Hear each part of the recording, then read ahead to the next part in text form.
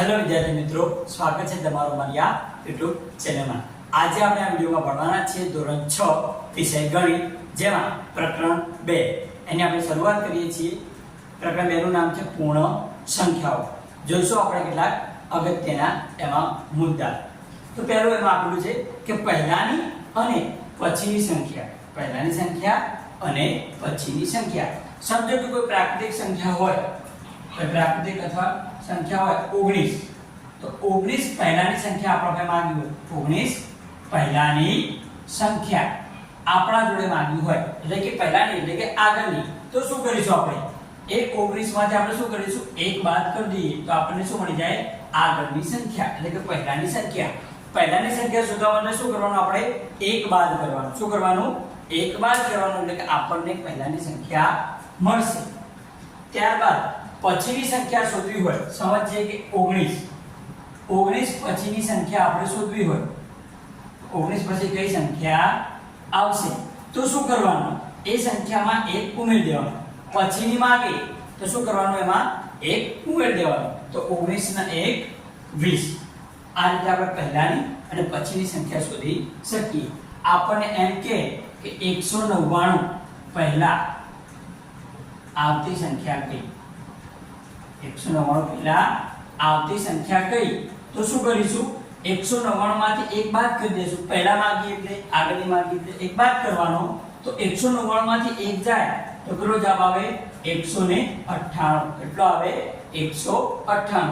એ રીતે તમને એમ કે 2,56,309 પછીની સંખ્યા કઈ?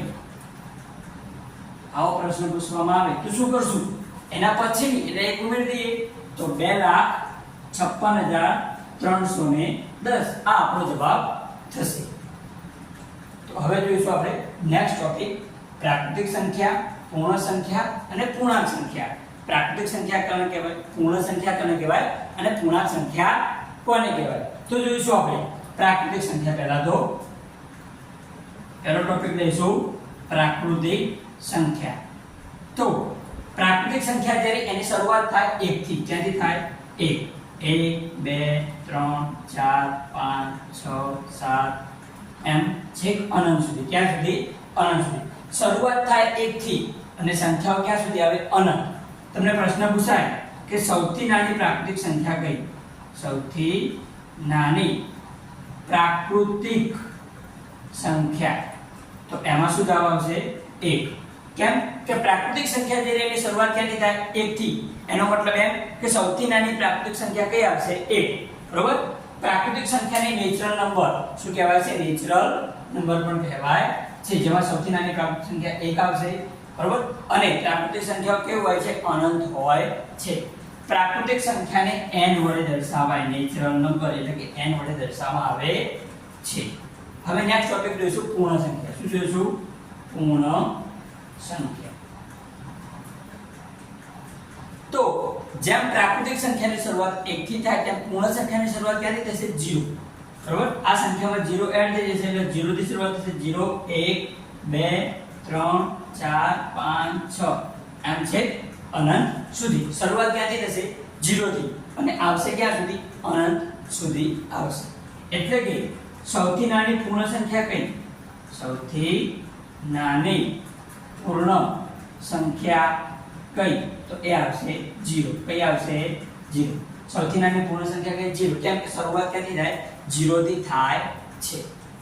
હવે આપણને એવો પ્રશ્ન પૂછાય કે શું પૂર્ણ સંખ્યા નહીં પ્રાકૃતિક સંખ્યા કહી શકાય? તો જોઈએ, પૂર્ણ સંખ્યાઓ 0 થી 0 માં આવતી નથી, તો પૂર્ણ સંખ્યાને પ્રાકૃતિક સંખ્યા કહી શકાય નહીં। કેમ કે પૂર્ણ સંખ્યામાં 0 આવે છે, પ્રાકૃતિક સંખ્યામાં 0 આવતો નથી। એવી રીતે જોઈએ એમ કે પ્રાકૃતિક સંખ્યાને પૂર્ણ સંખ્યા કહેવાય? તો હા। કેમ કે 1 2 3 એ બધું પૂર્ણ સંખ્યામાં આવે છે। તેથી પ્રાકૃતિક સંખ્યાને પૂર્ણ સંખ્યા કહેવાય, પરંતુ પૂર્ણ સંખ્યાને પ્રાકૃતિક સંખ્યા કહેવાય નહીં।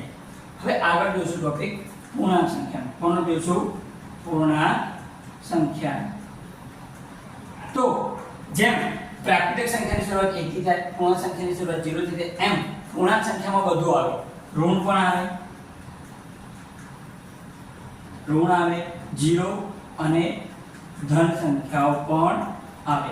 એટલે કે બધી ઋણ સંખ્યા, શૂન્ય અને ધન સંખ્યાનો સમાવેશ થાય છે. ધન સંખ્યાનો સમાવેશ થાય.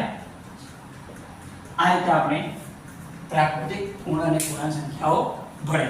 જો તમને આ વિડીયો ગમ્યો હોય તો વિડીયોને લાઈક કરો, વિડીયો તમારા મિત્રોને શેર કરો અને મારી આ ચેનલને સબસ્ક્રાઇબ કરો. ધન્યવાદ.